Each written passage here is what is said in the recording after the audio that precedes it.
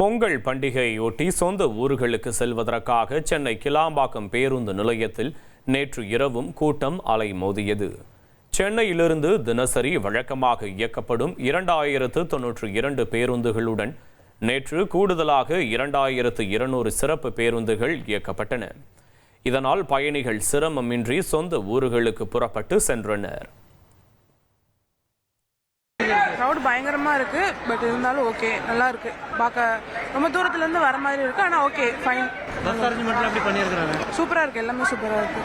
Crowd நல்லா manage பண்ணுறாங்க ஓரளவுக்கு. பஸ் ஸ்டாண்ட் இவ்வளோ வசதியாக இருக்கிறதுனால இவ்வளோ மக்கள் போக முடியுது. இது கோயம்பேடாக இருந்தால் அவ்வளோ ஈஸியாக இவ்வளோ பேர் போக முடியாது. ஸோ இது பரவாயில்ல. இந்த பஸ் ஸ்டாண்டு வரும்போது நிறையா சொன்னாங்க, இது எதுக்கு இப்போ மாற்றுறாங்க அப்படி இப்படின்னு சொன்னாங்க. ஆனால் இந்த பஸ் ஸ்டாண்ட் மாற்றினது ஒரு நல்ல முடிவு தான். நிறைய மக்கள் ஒரே நேரத்தில் ஊருக்கு கிளம்புறதுக்கு இது ரொம்பவே வசதியா இருக்கு. தீபாவளி எப்பெல்லாம் ரொம்ப க்ரௌடு, நிக்க கூட இடம் இல்லை, அந்த மாதிரி இருந்துச்சு. இப்போ ஓகே, பரவாயில்ல. புக் பண்ணிட்டீங்களா? இல்ல புக் பண்ணிட்டேன். டிக்கெட்லாம் புக் பண்ணும்போது ஃப்ரீயா ஃப்ரீயா தான் இருக்கு. அவ்வளோ ரஷ்ஷா இல்லை.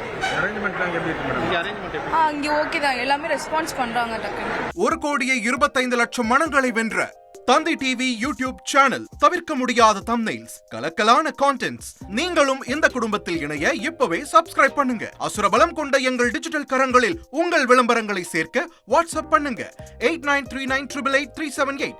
Email advtthanditv@dttv.in.